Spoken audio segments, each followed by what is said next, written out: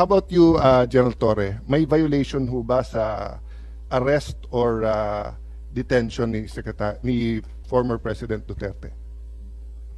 No, sir. No, wala. Categorical wala tayong violate na law. No, sir. Okay. Can I read to you Republic Act 7438, an act defining certain rights of person arrested and detained under custodial investigation, as well as the duties of the arresting, detaining, and investigating officer and providing penalties for violation thereof. Section F, any person arrested or detained, arrested, detained, or under custodial investigation shall be allowed visits by or conference with any member of the immediate family or any medical doctor or priest, minister chosen by him, or by any member of his immediate family or by his counsel. I saw the video, sir. President Duterte was asking for his own doctors. Ang sabi nyo, hindi, may dala kayong doktor na colonel. Tama po ba? That's one part, sir. Yes, so you did not allow him to bring in his own doctor. There's another video that will show that he has his doctors from the Cardinal Santos. Yes, and he was saying kulang yon kasi ano pa sila, di ba? Yung iba pang doctors, pero hindi na pinayagan. There's videos from outside, yung ibang gamit, etc. Correct, sir? So, you can answer. Hindi to yes or no. So, to your point, did you allow all of his doctors in or no? Sir, we have substantial doctor. I think we have complied with 7438, sir. Okay. It doesn't say here substantial. It says here... 7438, sir. No, sir. Ang sabi kasi dito, his choice. Hindi nyo choice. Hindi nyo choice i-limit yung doctors niya. Ang sabi nyo substantial. So, I will clarify. Were there doctors that he requested you did not allow in? Yes I was or not no? aware of that, sir. Okay. You're not aware kung meron pinapasok o wala. Kung meron siyang ibang additional doctors, But sir. I saw the video wherein you're saying 2-star, ako na nagdedesisyon, I will not allow VP Sara in. Tama? Yes, sir. Okay. Hindi ba siya anak? Ang nakalagay dito, the person's immediate family shall include his or her spouse, fiancé, parent or child, brother, sister, grandparent, grandchild, uncle, aunt, nephew, niece, etc. Ang penalty nito ay 4 na taon ata na kulong.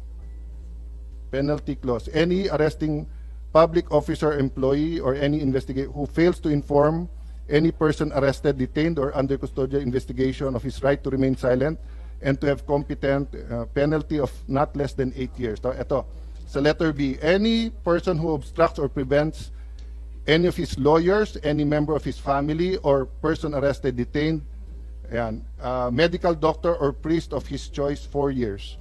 So, sir, you prevented VP Sara from entering.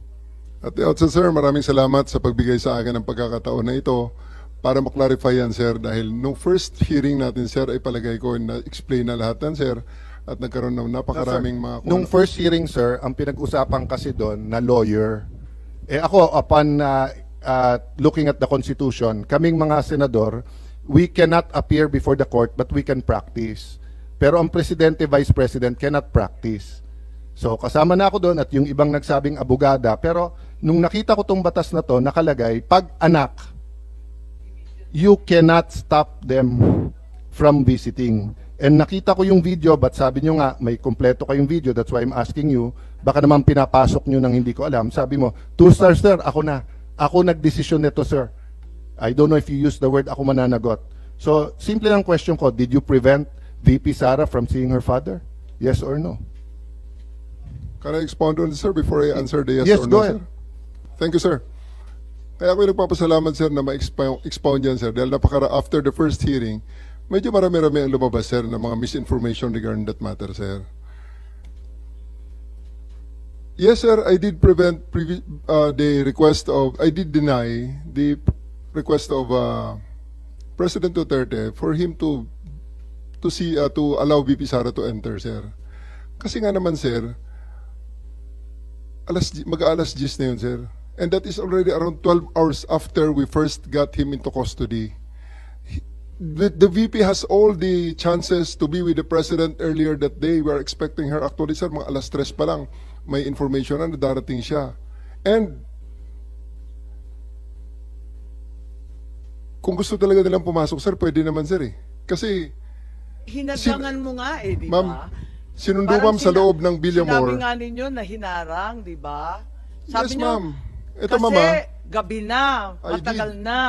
I did, ma'am, I did really prevent that from the VP. I told the president that she can visit her on the detention cell in Hague. Sabi ko kung gusto niya talaga. Pero Sabi kasi mo nga makapasok, naman, pero ma'am, sa kabilang sandali, ma'am. dako sinabi mo you prevented let her. me, Alin ba talaga? Let me clarify, ma'am, hindi pa ako tapos, ma'am, eh. Hindi, iba-iba na yung sinasabi mo eh. Ma'am, patapusin niyo ako kung pwede. Kung pwede, ma'am. Okay lang. Kasi, ma'am, Madam Chair, meron tayong, I think the resource person is if you will allow me. ah, Sir, if you will allow me. Sir, yaw. Okay, sir. Kaya nga, but please. eto, sir, ah. After all was being said and done, yung sasakyan ni Hanilet, sir, and 5 other vehicles, nakapasok at sinundo sila, sir. Ang eroplano nasa bukas pang pintuan, sir. So, yan, sir, ang isang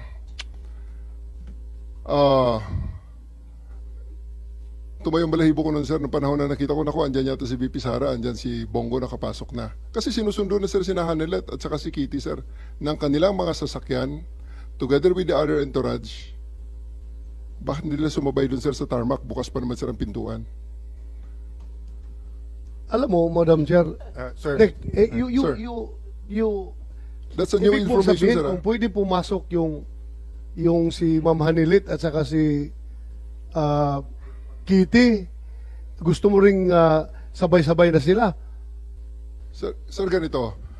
Hindi ko dinideny na pinrevent ko si VP Sara na pumasok based on the request of the former president. Okay, The reason for that, you prevented VP Sara from entering. yes, ma'am. Okay. Because the reason for that is that 12 hours na ang nakalipas at tapos na ang lahat ng mga delaying tactics. Nick, I cannot allow that. Madam Otherwise, Chair, Nick, magiging magulo pa ang situation, Nag-expire sir. pala yung karapatan ng akusado. may expiration date pala yung karapatan ng anak na bumisita sa kanyang tatay. Sir, we do believe, ako, sir, personally, that's my call at that time because I'm operating on the premise na So ang it's your aking call. mission. So it's your call to Yes, violate sir. the law. Yes, It's your call to violate the law. Dahil nakalagay sa batas, binasa ni Senator Alan Cayetano na bawal na pigilan yung anak na bumisita. So it's your call to violate the law. hindi sa ganong context, sir. Oo. Anong konteksto? Anong Kasasabi konteksto mo mo? lang, talagang hinadlangan mo yung pagpasok eh. Mr. President, I won't belabor the point kasi sinagot nyo naman, sir, yung tanong ko. Kasi nga, going back to Ambassador Lacanilao, that's a violation of the law. If you look at the law, it says arrested, detained, and custodial investigation. Kung arrested lang to, baka may lusot, 12 hours, 6 hours, matagal na. Pero ang nakalagay sa law kasi, you cannot deny pag arrested, detained, and custodial investigation. No if, no buts tong batas na to because nga, in the past, lalo pagka, wala pa namang internet masyado nito eh. 1992, no? Wala pa masyado yung mga, bago pa lang yung mga, cellphone na ba nito or ano? But ang point, sir, there's no exceptions here. So that's a matter of defense kay General Torre.